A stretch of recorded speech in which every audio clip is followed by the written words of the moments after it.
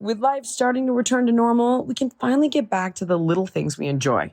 But one thing I won't be returning to is a trip to the post office because with stamps.com, I can save money on postage, send letters, and ship packages anytime, all from my computer. They're great for small businesses because stamps.com offers deals like up to 40% off USPS and up to 66% off UPS shipping rates. So stop wasting time going to the post office and go to stamps.com instead. There's no risk. And with my promo code Jillian, you get a special offer that includes a 4-week trial plus free postage and a digital scale. No long-term commitments or contracts. Just go to stamps.com, click on the microphone at the top of the homepage, and type in Jillian. That's stamps.com, promo code Jillian, stamps.com. Never go to the post office again. All right, who has not taken advantage of the week free trial of the fitness app yet? Check it out. It is a one-stop shop for all your fitness, nutrition, and wellness needs. Custom meal plans, personalized workout programs, meditations, sleep programs, community support, and so much more. You can use it on any device, anywhere, any place, anytime. No equipment needed, or all the equipment in the world is in there. There's yoga, there's kickboxing, there's audio-only workouts, there's HIIT training, weight loss programs, prenatal programs. Anything and everything you can think of is in the fitness app. And if you go to thefitnessapp.com/podcast deal, you can get 25% off an annual subscription for $89.99 a year. So check it out and start your free trial today. Welcome to Keeping It Real Conversations with Jillian Michaels. Thank you, Cindy. Guys, today's conversation is with one of my all-time favorite guests, Dr. William Li. Don't get me wrong. I love all of our guests and they're all magnificent. But the reason I particularly love talking to Dr. Li is because he's right in my wheelhouse when it comes to the science of nutrition and health, period, right? And he's the guy who wrote the New York Times bestselling book, Eat to Beat Disease, cured his 80-year-old mother of cancer with food. And he's just one of the greatest brains in, he's an angiogenesis doctor. He studies blood vessels, but he's one of the greatest minds in nutrition because he's been studying the way food impacts our health his entire career.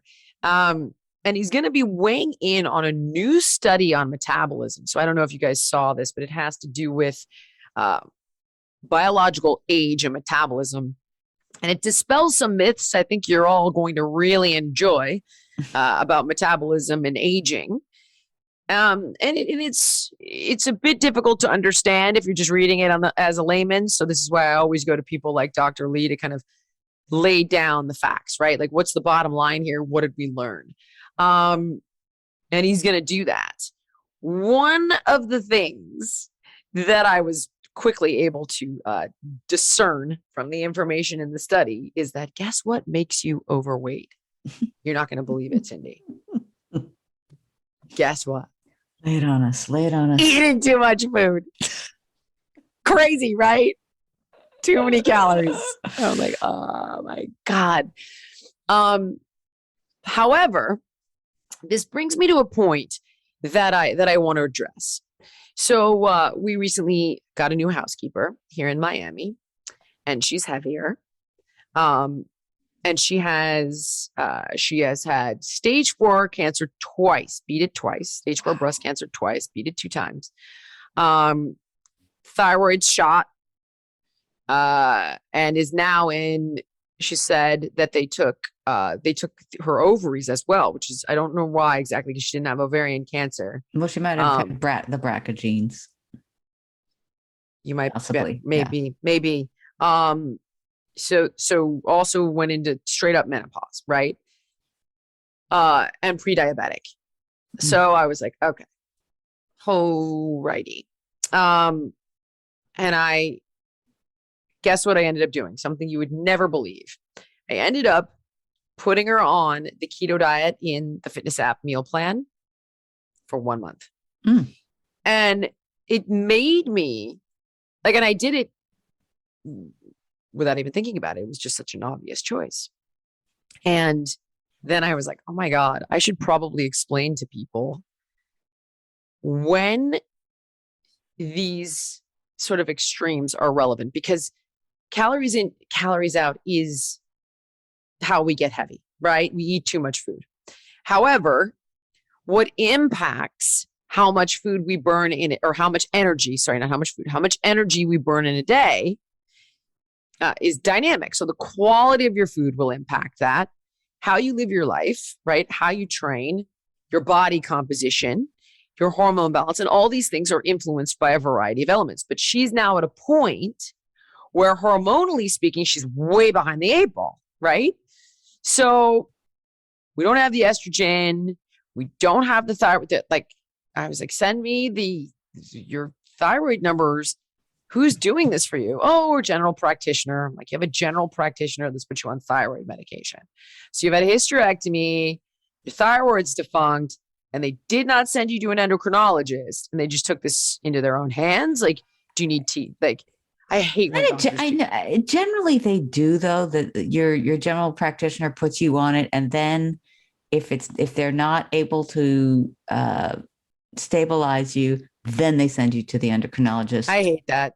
My thing is, I think it's odd. I agree.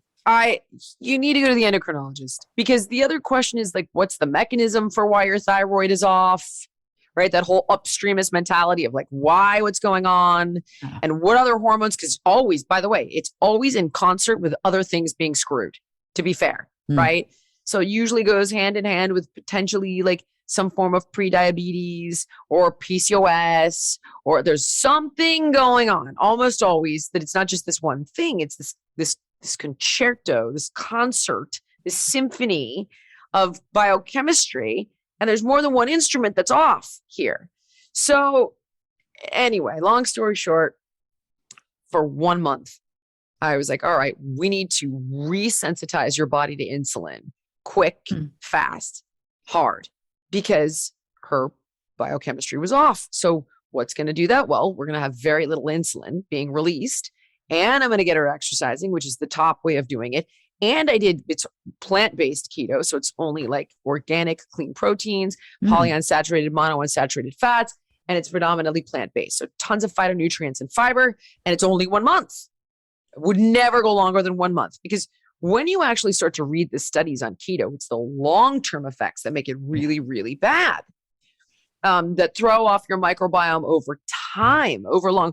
Now, then you can read a study where people are like, oh, we noticed that it benefits the microbiome. Well, only if you're cutting out a bunch of garbage that's throwing it off. It's not ketosis that's doing that. It's the stuff you're removing that's helping certain components or microbes in your gut to replenish themselves. Does that make sense? Yeah. So again, it's what's the mechanism? What's doing it? It's not the ketones that are switching your microbiome. So anyway, the goal there was to quickly shift her hormones, but then get her back once she's has been resensitized to insulin, which you can do very quickly. We would do it in a month on Biggest Loser, get them off of their metformin and their diabetes medication. But of course, there should be a doctor supervising all of this always, as I said, that specializes in hormones. In my humble opinion, that would be using these things strategically, and only using drastic measures to combat drastic measures. That's really the only time you should use drastic measures. So I've thought about, now I've finally found a way to explain this to people. So for example, when it's like, oh, your hormones, it's just, you can't lose weight. Calorie cutting won't do it. Well, only if you've eaten so badly and so much garbage and the environment is so bad that your hormones are so effed that we then need all these medications to go in there and help slowly bring this thing back on track. It's like, you would never give a person without cancer chemo. But if we've got cancer going on, and as we spoke to Dr. Goodnow, right, remember, it's the chemistry of the body that is lending itself to your cells becoming cancerous, right? Mutating in that way. Well, then you do chemo to kill the cancer. So my point being, chemo is not good for you, but if you have cancer, right, keto long-term is not good for you. But if your hormones are all screwed up and you're your body does not recognize insulin or is having trouble recognizing insulin, there are these drastic measures that need to be very controlled, very finite in a very short period of time that can help get things back on track a little more quickly. It's not to say I couldn't have gotten my housekeeper on track over the course of 3 months. It's just more slow going, if that makes any sense. And I explained that to her. I was like, look, if you want to do this for a month, it's 1 month only and we could get a little jump start on it, but it's going to be hell and it's going to be hard. Anyway, the point being, all of the research out there needs to be looked at, as I've said 1,000 times, with a 360 perspective from every angle, looking at the good, looking at the bad, trying to understand the mechanisms. So we're going to have Dr. Lee take a look at this new study on metabolism with us.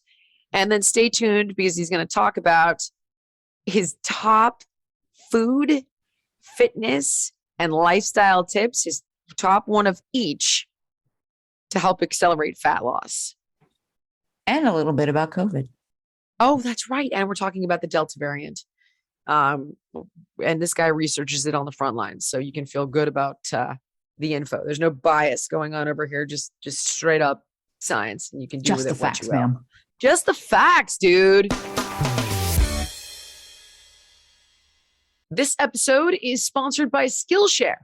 Now, look, we're all born to create, and maybe you follow a creative path, maybe you don't. But either way, Skillshare's online learning community can help you explore what inspires you. They've got hands-on projects and classes designed for real life, from fine arts to lifestyle and productivity to entrepreneurship. And since we've talked about this one recently on the show, I'm thinking we should all check out Emma Gannon's class, Discovering Success. 7 exercises to uncovering your purpose, passion, and path. She's a Sunday Times bestselling author, speaker, novelist, and host of the #1 creative careers podcast in the UK. And best of all, an annual Skillshare subscription is less than $10 a month. You can explore your creativity at Skillshare.com/Jillian and get a 1-month free trial of premium membership. That's 1 month of a premium membership at Skillshare.com/Jillian, Skillshare.com/Jillian. You know, we talk all about balance on this show, and it just so happens that Coors Pure is about balancing your healthy lifestyle with enjoyment. First of all, Coors Pure is only 92 calories, has 0 sugar, and it's organic. And that means when you want something cold and refreshing, you can relax and enjoy it. I actually wasn't really a beer person, but Coors Pure tastes so good, it's given me another option. Coors Pure is the perfect beer to celebrate the wins of everyday life. So when you want to enjoy a beer without the guilt, reach for Coors Pure. It's organic, but chill about it. Go to CoorsPure.com/Jillian to see where you can find Coors Pure. Celebrate responsibly. Coors Brewing Company, Albany, Georgia. All right, guys, we are back with arguably my favorite guest. Not to insult any of our other guests, but my personal nutrition, diet, doctor, guru, Dr. William Li, New York Times bestselling author of Eat to Beat Disease, which has become now my Bible. Doc, welcome back to the show. Thank you, Jillian. It is always a pleasure. We have the best conversations about anything. No topic is off limits. No, not even remotely. But Doc, I need you to weigh in on this new study on metabolism. And I got to be honest, I couldn't even really, I tried to read it. And so for everybody listening, new studies come out and I will always go to an expert in the field and say, explain this to me. Read it to me. I don't get it. I don't understand it. It could be the language, it could be the mechanisms of the study that make something go the way that it is. I don't even really understand. So this is this groundbreaking study, right? Not so fast, blaming metabolism for midlife weight gain. But then, Doc, what in this study, and please correct me if I'm wrong, it says that men and women don't have different metabolisms. As far as I could tell, which made no sense to me because you have a completely different hormonal makeup, right? And that metabolism isn't affected by age, but wouldn't it inherently be affected by age? Just looking at something like menopause, for example.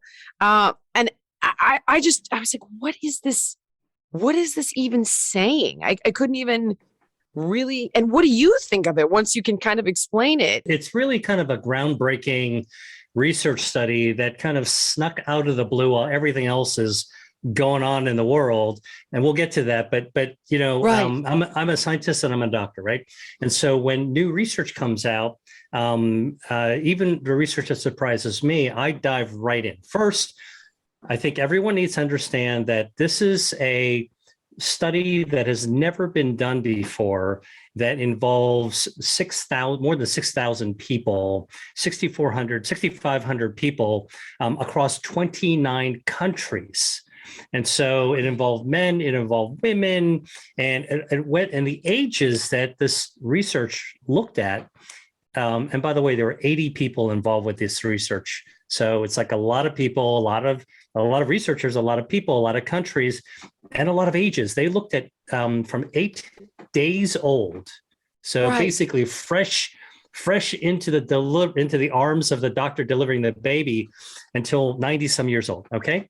And what they did is they basically said, look, you know, let's not go with the usual assumptions Okay. of what a metabolism looks like, but let's just go ahead and ask the question, what's everybody's metabolism doing? Now, it turns out that lots of small researchers have been looking at metabolism for many, many years. And the way they do it, they have this thing called weighted water. And so it's basically a simple way of actually measuring how much carbon dioxide comes out, and, you know, like, and how much how much energy people expend. Turns out it's like kind of the gold standard of measuring 1 degree of metabolism. So the first thing people need to understand is metabolism is a lot of different things. This Right. was just measuring energy expenditure. Calorie burn. And they sort of right-sized everyone by removing the amount of fat that you have. That's important. So basically, they were able to take a look at fat-free mass. So they're saying of healthy tissue in the body, fat-free mass, what was the energy expenditure? All right. So, and I want to reserve this sort of fat-free mass, the idea of removing the fat from the equation for a second. Everybody is so individual and different. Some people are bigger on the top, people are some bigger at the bottom, some people have bigger on the arms. And so in order to really do this research, they said, well, let's just see what humans, the basic tissue actually does with metabolism. So they had a bone, muscle, tendons, ligaments. So they were removing they were removing a big variable, which is how much fat you actually have. So they said, basically, what do babies do? What do children do? What do adolescents? What do men and women do if you were to normalize them to the fat? And then what do older people do? And when they actually looked just using fat-free mass, so it doesn't matter if you're a man or a woman, doesn't matter how much you weigh, doesn't matter your body composition, your size doesn't even matter, because they just normalized everything to the intrinsic tissue, bone, muscle, organs, that kind of stuff. Okay. Okay. What they found that was really interesting and amazing is that when a baby is in a mother's womb and coming out, their metabolism is the same as the mom's. And so normalized to a size. That's considered bananas, because the baby's the rate of the mom, but a fraction of her size. Exactly. So metabolism is super fast, essentially. That's right. That's Got right. it. But what's even crazier is that in the first year, the baby's metabolism doubles what you would normally get as an adult. It doubles. So basically, it's ultra fast in year 1. Now, why is that important? That's really important because think about it. Most healthy babies come out of mom almost exactly the same shape and general size, within a few pounds here or there. Okay. But once the babies are out, based on socioeconomics, based on culture, based on access to food, not all babies are fed the same way.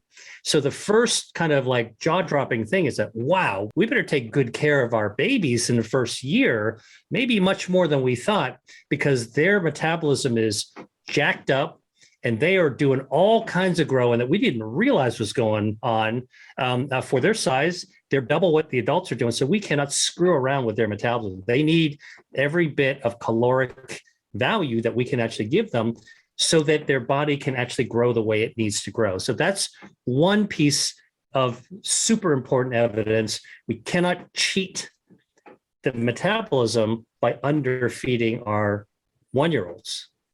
Wow. Okay. That's profound, right? Got it. Then when you're an adolescent, like normally we think that adolescence actually metabolism ramps up, right? So Because they're boys get- growing like a weed, right? Like my son was Yeah. here, and then he wakes up in the morning and he's up to my eyeballs. Exactly. I'm like, wait, what? And by Chin the to way- eyeballs overnight. I'm like, okay, this is weird. and they're eating tons of food, right? So you got to expect, based on almost common sense, that their metabolism is going way up, right? Right. Turns out it's going down. So that's the thing that this study showed, is that even when kids are sprouting after the age of 1, their metabolism is starting to go down, partly because they overshot so high when they were up to when 1 they were years old. babies. Yeah, right. now they're going down. So that's a kind of like a jaw-dropping like contradiction to what we would have expected. This study was Understood. all about kind of like things that we didn't expect. Now, at the age of 20, now think about it, right? I mean, when you and I were in our 20s, we were feeling pretty good. We didn't have to work that hard to look good, as most people are. And then what happens, between 20 and 40 or 50, like you get into middle age, and common sense says, well, my metabolism is slowing down. I start to spread and get bigger. Well, I can tell you, this study showed that between the ages of 20 and 60, which is most of our adult lives, that our baseline metabolism, bone, muscle, organs, brain, heart, actually stays more or less the same. And then at the age of 60, it goes downhill.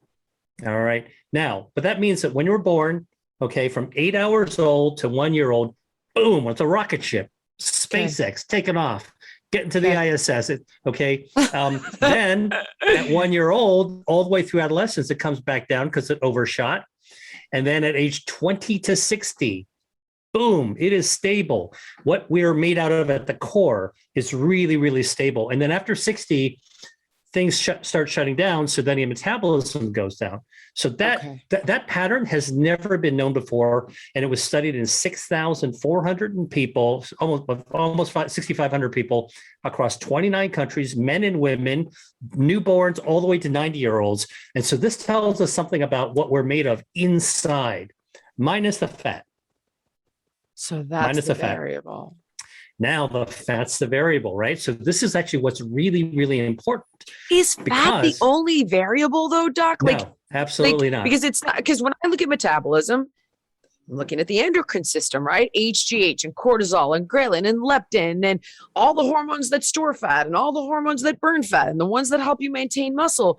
But fat's not the only thing that would impact these hormones. Would there be other factors, environmental toxins, things in our food, or am I just way off base? No, you are completely right.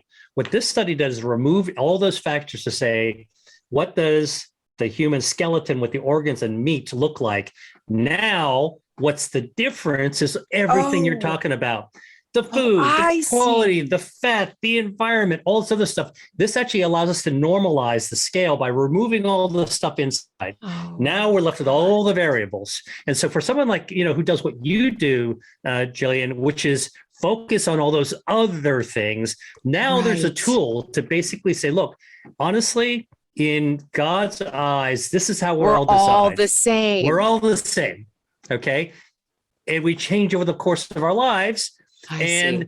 And now this is why you need to double down on all these other things, the exercise, the sleep, the good diet, the stress management, because on top of how we're built naturally, Right. all this other stuff can either buff us up or screw us up. Got it. Wow. I love that so much though, because now that I understand the study, because I could not, I literally was like, this makes no sense to me. Men and women are not the same. Now I totally get it. But I love it because it's saying that you have an even playing field to begin. Exactly. And so this is exactly why, for example, when you're talking about fitness, your fitness is not addressing the bones and the deep down muscle, all that stuff, the level playing field stuff. We're all starting with that. What you're actually able to tell people is that, look, above and beyond what God created is all this other stuff you can actually do something about. This is your work. And so that I think is actually a motivation. It's really cool to be able to kind of like, yeah, I wasn't born this way. I was no. Actually, honestly, we're all born the same. And so the work that we need to do actually is all this extra stuff. Adjust your environment, eat better food, work out, stay fit. It's pretty profound. Right. Sleep. And Right, sleep. I get it. Lower your stress. So Doc, all right. So looking at the food component of this, Yeah. because I mean, no one in the world does that better than you. And I think I've talked to pretty much everyone in the world who does it. How would you manipulate this then with food? Because we've seen everybody try to manipulate it a million different ways by spinning the macronutrient ratio and, timing out when we take in our calories, adjusting the quantity of calories, which I'm big on, the quality of the macronutrients. But like, from your perspective, what are the top things we can do with our food based? What would you tweak here? Like, then what would be that secret sauce, so to speak? Well, so that's a great question. And diet, again, is only part of it. But I think the best way to look at this is that let's try to remove things from the sauce that we don't want. So it's kind of like taking a spoon and spooning away all the stuff you don't want first and tossing it into the sink. So here's what we don't want, because it messes with our hormones. It messes with our adipose tissue, the fat cells. It messes with our health defenses. So the things that we know, ultra processed foods, lots of synthetic chemicals, probably some pesticides, artificial colorants, super, super high amounts of anything, including saturated fats and alcohol, all those kinds of things. If we were to kind of just spoon off the stuff in the top and throw it into the sink, what are we left with that actually helps our body streamline and keep in good shape, our metabolism and all the other things that we need, right? So I will tell you what we found so far with research is that when it comes to food, and health, it's not just about the food, it's about how our body responds to what we put into it. It's like filling your car with gas. If you've got a nice car and you want to take the crappiest quality of fuel and stick it in there, it's going to drive the car, but that car is not going to run as long or as well as if you chose the high test stuff and you took really good care of it. And this is whether you're technically thin or obese. You can still get diabetes, heart disease, cancer from eating shit food. Exactly. Even when you're a size 4. That's right. Basically. So if you're at the gas pump, it doesn't matter if you're driving a Ferrari or you're driving a pickup truck. It's going to be the poor crap that you would stick into that race car or the truck is going to have the same kind of damage to it over time. So quality of calories, quality of nutrients is really, really important. So what kinds of things are high quality nutrients? I think a lot has been said, and we don't really even need to say too much more about plant-based foods. Frankly, everything is kind of a plant-based whole food kind of thing. We know that already. So now let's dive deeper, right? So we want to actually eat foods that are grown in responsible, healthy ways that don't kind of take something really good and kind of twist them in the wrong direction, which is why I'm kind of a little leery about frankenfoods, that people are kind of really messing with all the foods in a very deliberate sort of way. You mean like the genetically engineered foods? Yeah. Is that what you're talking about? Not just the regular GMOs, but now if you take a look at what food science is doing, they are like, if you take a look at it like an Impossible Burger, they genetically engineer it so it bleeds. So the stuff that comes out of it looks like there's blood. That's like the beet juice. No. They take something called it's related to hemoglobin. It's a plant hemoglobin, and they actually genetically engineer it into the soy. So what comes out when you cook it, it'll actually bleed red. It's like hemoglobin, so it's kind of like blood. Anyway, so my point is, I think that we should stay with some of these traditional, kind of whole foods that actually taste great. I don't think we should go into this crazy excess of anything. We should cook foods that taste good to us. Our individual bodies tell us what tastes good to us. We do know that fruits and vegetables and grains and legumes, whole grains and legumes are good for you. But I will tell you that, like trying to focus on any one thing. It's always Not one gonna thing be though, that. Doc. It's fiber. Fiber's the thing, right? Then it's MCTs. That's the thing. And then it's like every 5 seconds that there's a thing. People like, what do you eat? I'm like, I don't overeat. I don't eat all the time, and I use common sense with my food choices. But it's like there's always the thing. I, People always I, want that. what I love, Jillian, about your approach is that it's level-headed, it's practical, it's not excessive. It actually fits you for what you like. And it's not the only thing you do to stay healthy. And you're not going for an extreme. You're going for really kind of like an integrated way, conscious, mindful way of going about your life with food. Now, I'm the scientist, so I'm coming in and telling you what's in the foods that you like. What are the small Mother Nature's bioactives that actually stimulate your body's defense systems, which help to smooth your metabolism. Now, here's one area that I'm working on now that is super, super exciting. Let's talk. Remember, in this study, this big research study on metabolism, they removed fat from the equation. So they looked at fat-free tissue. Now, I want to put the fat back into the equation because there's something totally jaw-dropping about fat. Well, wouldn't we have to? Because it's there to begin with. Like Exactly. that's it's so easy to just be like, well, let's just, forget this component. But we can't forget about it. Fat is part of our health and part of who we are. By the way, when we're formed in a womb, right? Sperm meets egg in mom, and it starts to form a little bubble of cells, and those cells turn into something. You know what the first thing it turns into? Blood vessels. That's what I study, angiogenesis. The second kind of cell that it turns into is fat, adipose tissue. So it can't be bad. And the third kind of tissue turns into our nerves. Blood vessel, fat, and nerves. Now, why is that important? Is because when we're born as babies, every baby is cute and chubby.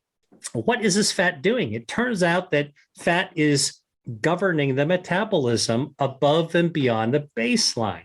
So this is where I come back to the beginning of what you're asking. Now, wait a minute, everybody's different. Absolutely. But still, when we're born, we're still born with kind of this rind around us that everybody pinches and said is really, really cute. Now that, from the moment that starts, that's where the decisions that moms have and parents have, and later as kids grow up, they can make these choices that completely tip the boat over, right? This is where the message that you send to your listeners, your crowd, your tribe is so important. And what I try to say to mine too, you got to, the good decisions we make can be made anytime. It's never too late, but it's also never too early. So, but the real secret that's really cool is that not all fat's created the same. It's now been discovered that adrenaline, so what we get when we're jazzed up, or when you're working out in the gym, like really working out. Now, that adrenaline actually turns out to activate good fat, like the brown fat, and adrenaline binds to a receptor called the beta-3 adrenergic receptor, like a lock and a key. It turns on the brown fat. The brown fat's like a Ferrari kind of fat, and that engine goes vroom, and it starts to burn down the bad fat, which is why exercise at a high level, which gets our adrenaline up, actually helps us lose weight. It's not just working off the calories. Well, but it's actually the burn. It's actually a whole new signal, ignition switch to burn those calories down. We can fight bad fat using good fat. So what I'm working on now is the next level of how do you actually not just use adrenaline, right? But what else could you do? Doc, hold on, wait a second. Yeah. When I think of adrenaline, I hear things like adrenal burnout, adrenal fatigue, too much cortisol, too much stress, too much go. So is that bullshit, or is this just a mechanism of the adrenaline coming from physical exertion only? The adrenaline coming from physical exertion, and also, not by the way, crazy stress, like your boss just called you and freaked out. And not taking crazy supplements to burn your adrenals out either, or medicines to burn your adrenal out. So, okay, good. Again, good distinction. Yeah. Again, back to kind of where you've always been, which is sort of like work with what you got in a way that actually works for you, right? And so this is where physical exertion, working out in reasonable ways, gets your adrenaline up, doesn't burn your adrenals out. Okay, that's an extreme. We're not talking about the extreme. Now, here's the thing though. Drug companies are actually trying to develop medicines to turn on the same signal that adrenaline does for brown fat. But what I'm working on now is how to actually use foods that can actually do that as well. So that's like the next thing that I'm working on. And what are some of those foods? Well, I can't tell you everything yet because I'm still HIIT working on the research. HIIT training, high intensity training, check. And then what goes in the smoothie? Turns out hot chili peppers actually will Capsaicin. also do something. Is it capsaicin? Yeah. It's capsaicin. We'll actually do it as well. But it doesn't have to only be in the hottest of hot peppers. It turns out capsaicin is the hot burn, kind of gives you the burn. But capsaicinoids, which is the whole family, you can get this in mild peppers as well. There's different kinds of peppers. They actually also turn on this trigger. So the cool thing that I'm working on is like, which peppers, which foods, what happens when you prepare them? What about a powder versus grilling them, or roasting them? That's what's the cool stuff. And so I'm actually working on ways to actually use food to burn fat by turning on the good fat to fight the bad. By the way, the other thing about this kind of activation to trigger your body to burn calories and burn down fat is temperature. So Wait, hold on. Outside or your physical? Ambient temperature. Room? Temperature. Yeah, room temperature. So what we found that can trigger this brown fat. Where is it supposed to be? Because I'm going to go change the thermostat right now. Please tell me it's better when it's hot outside because I just moved to Miami. Well, hot outside is actually good for other things.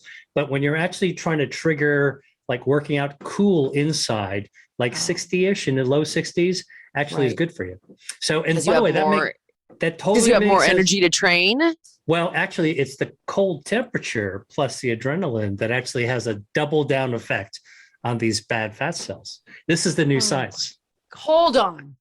So I didn't like hot workouts before because I thought they made you tired and they compromised your intensity and they dehydrated you. And in some cases, they could make you hypermobile and you could potentially injure yourself. Now you're telling me that it actually slows down your body's ability to burn fat. That's right. And the other direction actually speeds If I talk about this, Doc, there's research there, right? Oh, yeah, absolutely. Absolutely. Really? And yeah. So this is where the science is going. We started off talking about this like jaw-dropping major study that's going to change the way that doctors think about metabolism in humans at their baseline. Yeah. Now, all this other stuff can make a big difference. We talked about that too. And now let's peel off a piece of this to talk about fat and exercise. And now we're getting to a whole other layer of science. Oh my God. So to be clear, if I was to take away three things, capsaicinoids in your foods, high intensity training in cold environments essentially can burn more body fat. Absolutely. That's actually what the science is showing right now. All right. We're going to take a quick break for the sponsors. And when we come back, I actually would love to talk about what you're seeing, as I know you're working on COVID research all the time with the Delta variant and what your thoughts are, what we can do about it to safeguard ourselves beyond the obvious of a vaccine. We will be right back with Dr. William Li. This episode of Keeping It Real is brought to you by True Niagen. True Niagen fuels the body's energy engines, maintains cellular metabolism, and even supports heart health. With 11 published human clinical studies and backed by Nobel Prize winners, True Niagen is a supplement that's clinically proven to boost NAD levels, which is an essential coenzyme required for cellular energy and repair. Add more vitality to your life today with True Niagen. And right now, new customers can save 10% on their first purchase by going to trueniagen.com/Jillian. That's TRUNIAGEN.com/Jillian to save 10% on your first purchase.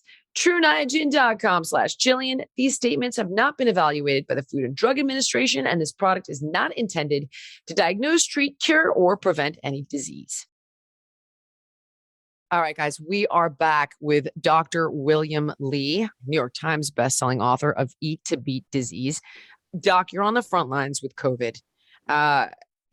You study angiogenesis, the study of the blood vessels, as you've said, and you study the way COVID is impacting blood vessels. And you and I share a very close mutual friend. And I went to see her several months ago in New York. She's vaccinated. She double masks to go outside. And I was like, Ash, buddy, you're vaxxed, right? Like, what are you doing? And she's like, I just don't know about this new variant. I just don't know. And I was like, what do you mean? We're outside, you're double masked. And she'd been talking to you. The next thing I know, many of my friends who've been vaccinated have come down with COVID again. No one's been sick. And I was like, son of a bitch. And I thought she was crazy when she did it. And so what do we need to know here? Because I'll be honest, people are freaked out about the vaccine. People are attacking each other left, right, and center. Everything's politicized. And they're saying it's the disease of the unvaccinated, but then vaccinated people are getting COVID again, which makes the unvaccinated people think that everybody's full of shit and they don't want the vaccine. What is this variant? What do we need to know? Does the vaccine provide some protection? What can we do beyond the vaccine? Because even if you have it, you can still catch it, it seems like. And if you don't have it, you're probably going to want to do a host of things to prevent it. Why is this so different? And why is it seemingly worse? And what can we do about it? Yeah, Jillian. So here's basically the fact. I've been following and being involved with research on COVID from the very beginning, 2020. And where we are today, a year and a half later, is very different than where we were at the very beginning of the pandemic. Number one. For better or for worse? Well, for different. And I'll tell you how. Okay. Number one is that the virus has changed. It's changing all the time. But Right. one of these, the Delta, has gotten more aggressive. It's much more transmissible. It is for people who are vulnerable. It can be a lot more aggressive in terms of causing illness. Got it. So that's one thing that's going on. How much more aggressive? I'll tell you, like if you were to compare apples to oranges, meaning the original coronavirus versus Delta, when you get infected with Delta, it builds up in your body 1,000 times higher than the first one. But then why does it seem like the death count's low, right? This is where people are like, no one's dying. Shut up. Like that, and then I try to find it online. I can't really get the information. Are people, it seems like nobody is dying at crazy rates. It seems low. Well, two things that are actually happening. The second thing that's different than in the beginning is that we do have vaccines and we actually know a little bit more how to protect ourselves in general.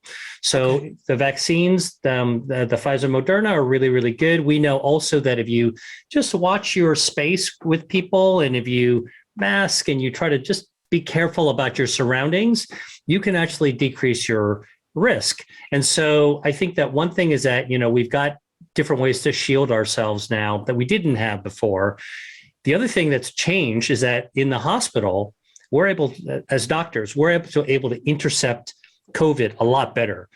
We got remdesivir, we've got steroids, we've got baricitinib, we've got other medicines so that when people come in, we're not just kind of like throwing spaghetti them at on the a wall. Ventilator and hoping for the best here. We can turn people around now. So doctors have more skills. That said, keep in mind that you've got a runaway virus that's more aggressive, twice as aggressive, and it builds up 1,000 times more. What this means that if you are vaccinated, if we're not careful, if we just think everything is back to normal and you're sitting next to somebody who might have COVID and they're coughing on your dinner and, and you're not trying to be careful, you could get it. Okay. Now here's the difference. If you're vaccinated and you get COVID, it's called breakthrough COVID. I would say, and I've taken care of a number of people now, the experience of getting COVID now, if you're vaccinated, is like having a bad cold or a mild flu for the most part. Okay. You'll get over it. So you Okay. do have some protection if But it you breaks have- through. right. There is truth to that. Now, I will tell you, if you're not vaccinated and you come into contact with COVID, you're much more likely to get sick. And if you get sick, because it's 1,000 times higher and twice as aggressive, it's likely to take you down. Now you go to the hospital, and hopefully the doctor and the medical system isn't overwhelmed so that they can throw the right resources at you and pull you back. So that's kind of how we're different today than before. So I the see. differences are really, really important. I still, I'm doubly vaccinated. I know you are also vaccinated. I'm vaccinated. I am. Yeah. It's- But I've never, I would much rather, personally run the risk of even for yellow fever has a host of side effects. If I go to Africa, I am getting the Yeah. yellow fever vaccine because I don't want yellow fever. Yeah. I'm also not like, I've spoken to a lot of people who have concerns about it. And it's like, I'm not going to, it's like, do your homework on it and take the politics out of it. Yeah. But I do have a question actually, Doc, and I was hoping you could clarify this one for me. If somebody has a bad reaction to the vaccine, am I wrong in believing it's their immune system that is over? Because what the hell else? There's nothing else there. It's a spike protein. Yeah. So it's your own immune system going, what the fuck? Or Yeah. am I wrong? You are once again right on target. Here's But what then, we Doc, if that same person actually got COVID, can I presume that their immune system would go twice as bananas on top of actually having the virus for a host of secondary infections? you said the magic word, the going bananas. And so basically, if you get COVID and your immune system is going bananas, it could actually give you long COVID, for example, or it could give you other problems. And if you get the vaccine and it's going bananas, it could also take you into kind of territory you don't want to go. And so this is where, by the way, I think that some of the protocols that are now being developed are really interesting. Some people are actually, some of the medical research are figuring out, like, how do we fine tune your immune system so that you'll respond just right? Now, by the way, Oh my diet and God, lifestyle could play a role, but people are also looking at the medical aspect of trying to fine tune. Think about your immune system like a volume switch. If you get in a Yes. car and you turn on the radio and basically it's on full blast, your ears are going to get blown out, right? Yep. So That's that cytokine storm, right? Yeah, that exactly. crazy inflammatory response that's just going after everything good and bad. So how do we develop this kind of, like the automatic in your key when you go to the door, when you're getting near the car, it automatically turns the volume down so it's not going to blow your ears out. Amazing. That's the next step. Amazing. Okay. Food wise, thoughts on the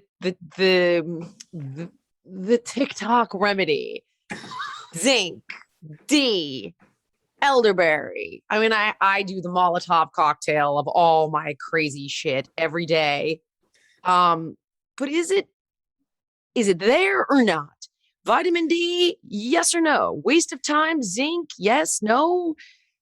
Lipospheric C, bullshit? Like, are there foods? Like you told me, and I went out and got it, and I cannot remember what the heck it was, but I was taking like some seaweed that you sent me. And I was sick for like 5. So you had me doing seaweed so that like the COVID receptors couldn't stay. Oh yes, What kombu. was that stuff? Yes, You're I got talking about that kombu. stuff. You had me on the famotidine, the aspirin, and I had COVID for about 2 minutes, and I was fine.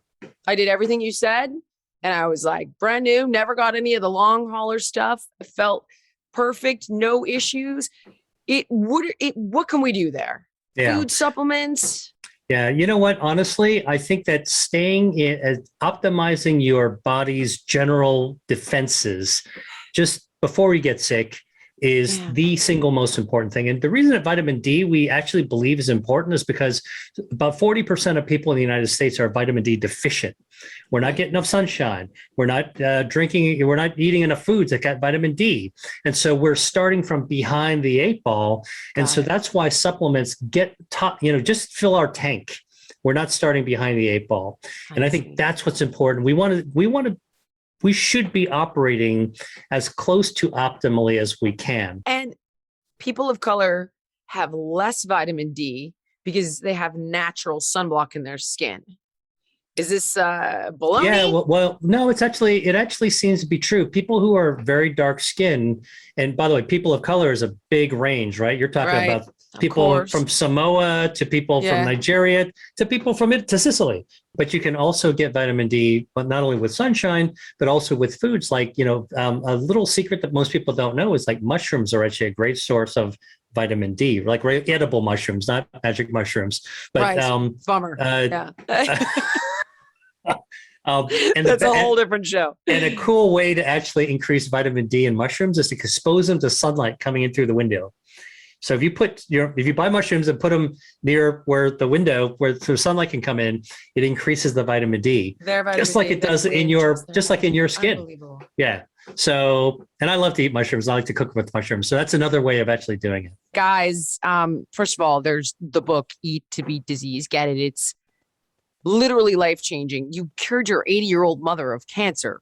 I mean, like with food. Get the book. It will blow your mind and change your life.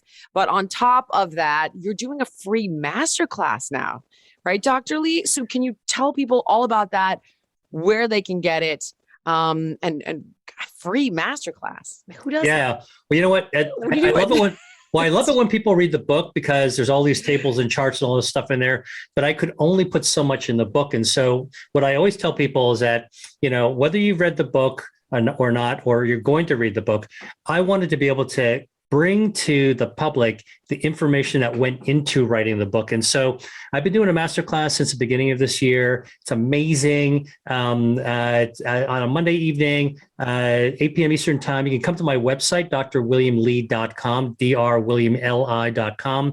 It was a great opportunity for me to reach out and have an impact.